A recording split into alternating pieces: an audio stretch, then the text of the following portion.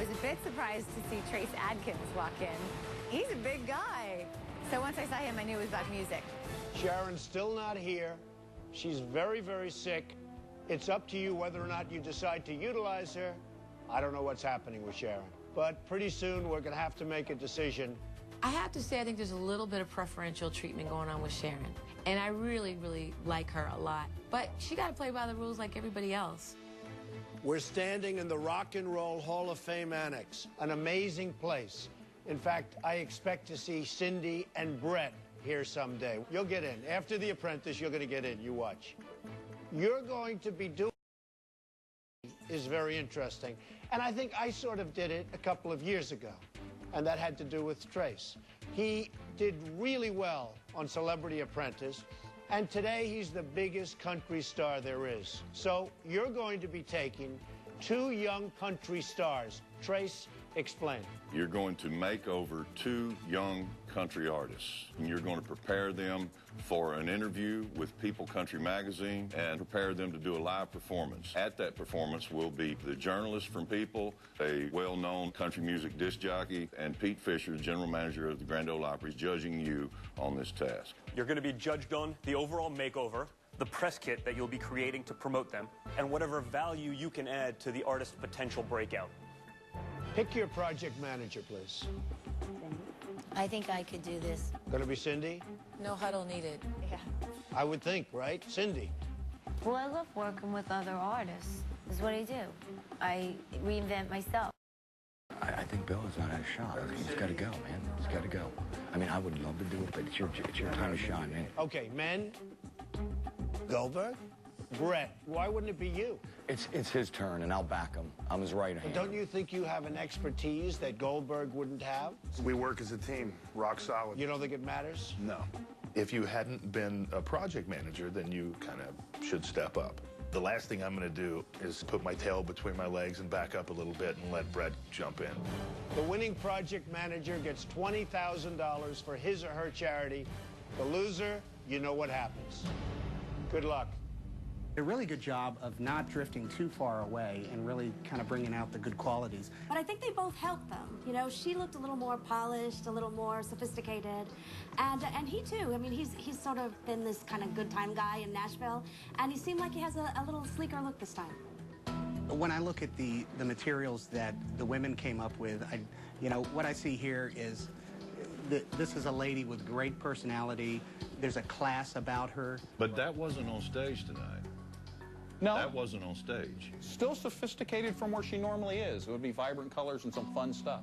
And the press materials, I'm not sure you really get that image of her. You don't get the fun of Emily. It's a beautiful picture, but to me, it's really fashion-y. She's got so much personality, and she seems so approachable, and this is a little formal. You know, as far as the guys on Luke's team, I always know Luke Bryan as kind of a guy with a smile on his face. And so I don't know if the brand really kind of goes here. I would have kind of seen a smile on his face here with this one. So, guys, which team did the better job with the makeover?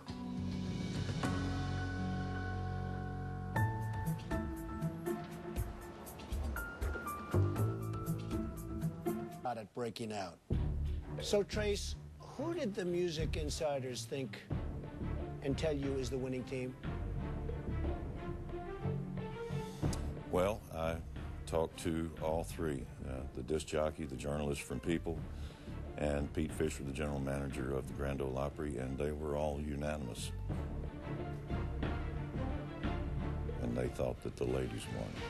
Thank you. As the winning project, thank you. Thank you, True Colors. Cindy, what is your charity?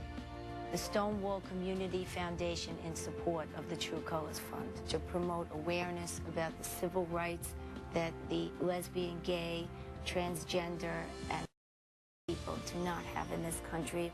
Well, as winning project manager, you're going to get $20,000, as you know. Thank you. In addition to that, Emily West and Luke Bryan will donate all proceeds for the next month of sales at iTunes of their new singles, Blue Sky and Rain, to your charity. So that could be a lot of money. Okay, so I congratulate you very much. It could be quite a bit. All right, Cindy, get out of here. All right, I'm out of here.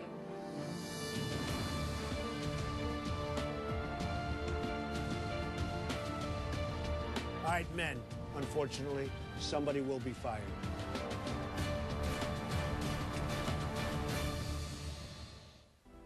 All right, Goldberg, you're fired.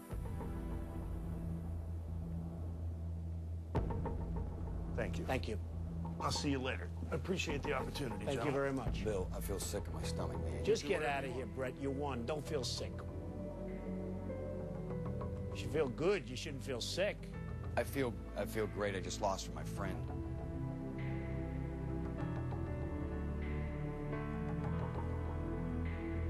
Love you guys. It was a pleasure. Really cool. And you know what? Kick some ass, will you? You know it. You know we will. Later, man. Go home and see your son.